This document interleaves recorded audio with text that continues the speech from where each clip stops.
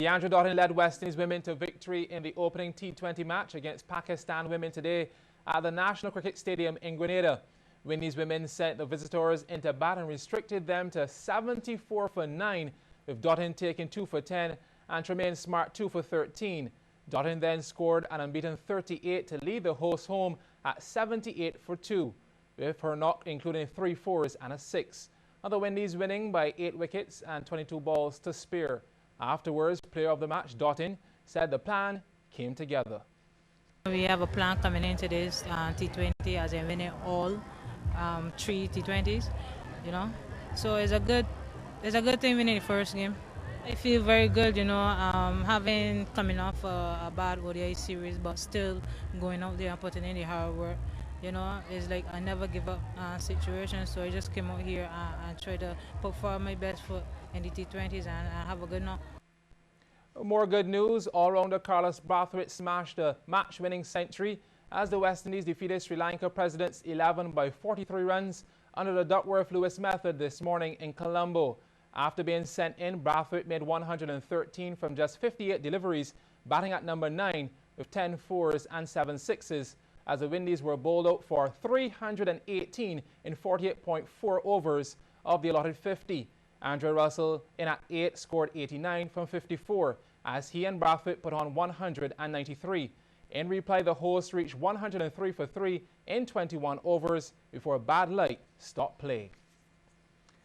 Volleyball knockout kings and queens Barbados Bearings Progressive and Flow Century Brokers Deacons are both very unlikely to do the double this year. That's because both teams lost crucial matches when the Goddard Enterprises Limited Division 1 League continued at the Worley Gym last night.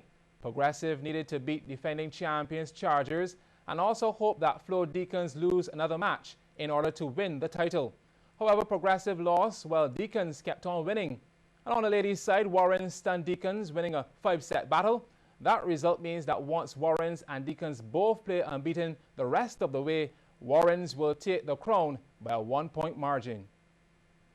Ladies on court, Rockets in blue versus Juniors. First set action. That one just out, point to Rockets. In fact, Rockets secured the first set, 25-17. Shari Matthews, placement, excellent. Second set now, Juniors level proceedings at 1 apiece. That's an ace. Rockets caught napping a second time around. Acres of space in the backcourt. Juniors take it, 25-23. Rockets went ahead 25-20 in the third. Now in the fourth, the defense getting in motion. Return to sender. Rockets going to the dependable Matthews. Gets the job done. But this one would have to be decided in the fifth. Juniors make it 2 sets apiece, 25-19. But on the verge of taking the match, it was the Rockets who would pull through to win the fifth, 15-13. On to the next one. Deacons in green playing Warrens. Pick this one up, tied at 2 sets apiece. Point there to Warrens. Deacons with the answer. Intense battle between these two at the net. Finally, Deacons make it work. Then exhibiting some 20-20 vision. Misjudgment on the part of Warrens. Deacons win the fourth, 25-15. But an upset looked likely with Warrens getting the better of the exchanges down the stretch. Nice dink. Take nothing away from Deacons. They made it a cliffhanger. Julia Lewis dishing out the punishment. However, Warrens would hang on for the win. 26-24, 21-25, 25-17, 15-25, 15-12. Switch to the men's now. Chargers closest to the screen taking on Progressive. Progressive sitting on a 2-1 lead. This is the fourth. Powerful off the block and out. But Chargers went back to what worked in the second set. Mark Lewis unleashing the heavy stuff. That's a kill. And when it wasn't Lewis, it was Romel Agard causing all kinds of problems for Progressive. Chargers 25-16 in the fourth. The fifth now, and Progressive with work to do defensively, looking good. And that would also help the cause. Somebody fell asleep. Chargers, however, would put that behind them. Agard, crafty fella. Everyone came to the party as Chargers would go on to defeat Progressive 25-14, 21-25, 25-23, 16-25, 10-15. In the final men's game of the night, Deacons closest to the screen were straight sets winners over Foundation United, taking the first 25-21. The second and third were more clinical, 25-18, 25-18. Class dismissed. Well, the Carlton Volleyball Club is seeking to make a difference in their community using sport as the medium.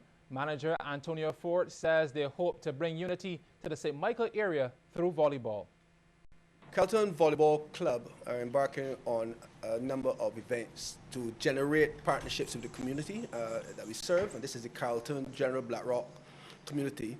One of the main events that we're going to have this year is the hosting of an event we conceptualize as Volley for Luma. Volley for Luma is a four-side volleyball competition for both men and women's teams. It's designed to be after work line on Friday evenings. We're going to commence on the 30th of this month and go right down to December the 4th. It's designed to create fun and activity for members of the public and by extension, obviously, the volleyball fraternity. Well, the club also intends to develop the future players for the national teams through a relationship with St. Michael's School. A partnership with St. Michael's School for the purpose of developing their youth, that by extension they could become national players or national athletes as well. So that's where we are so far with the development of our sport. It's a very fetal stage. We've only had some dialogue with them last week. I think we should commence this partnership starting from this week, actually.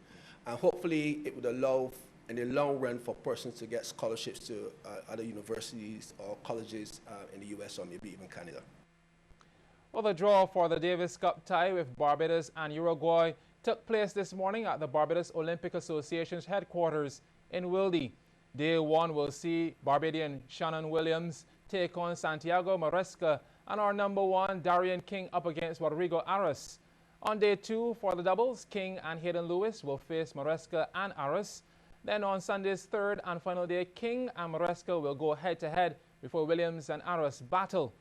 However, the players of the final match can be swapped.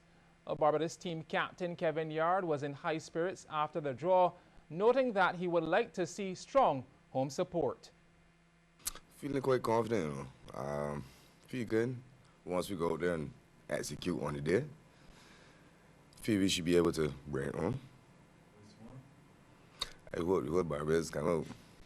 You know, I would like the stands to be as full as possible. It's always a plus for us. You know, helps us relax a lot quicker. So, yeah, I hope the whole Barbados come out and support us. Meanwhile, the visitors have been trying to acclimatize. The minimum you can do when you have 3-4 days for practice, just be used to the court. I think the court is in quite good conditions. I heard and it's very windy here sometimes. This day was perfect for play. So, and as we say, the last days, the rules are like that. We have to be ready in the days you had. So it's definitely, we prefer to play on clay court, but the rules from Davis Cup are like this. This is the advantage from the local, and they can decide balls and surface, so that's the way. Well, play starts at 9:30 tomorrow morning with the opening ceremony at 9:15. And finally, former Barbados tennis player Kristen Lopez was laid to rest today. A St. Patrick's Roman Catholic Cathedral bade farewell to the former local women's #1 seed. Kristen's father, former national player and coach Sidney Lopez, along with her mother Caroline and sisters Leanne Reisman, Gabriela and Melena Lopez, were joined by friends as well as former and present tennis players in celebrating her life. Russell Mosley, who will be representing Barbados this weekend in the Davis Cup tie against Uruguay, gave an appreciation in poetry. Selfishly, I hope that by me your life was touched, because it wouldn't be right otherwise after you've given me so much.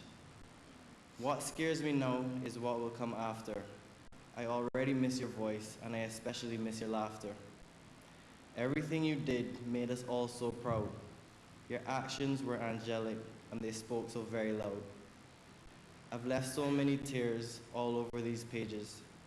which will remain the same as everything just ages. But I'll stop now so I'm not boring you. Sending you a big hug and a kiss. Sleep well and have some fun. Till we meet again, I'll always love you, Chris. Christian Lopez was buried at Coral Ridge Memorial Gardens. She was 25 years old.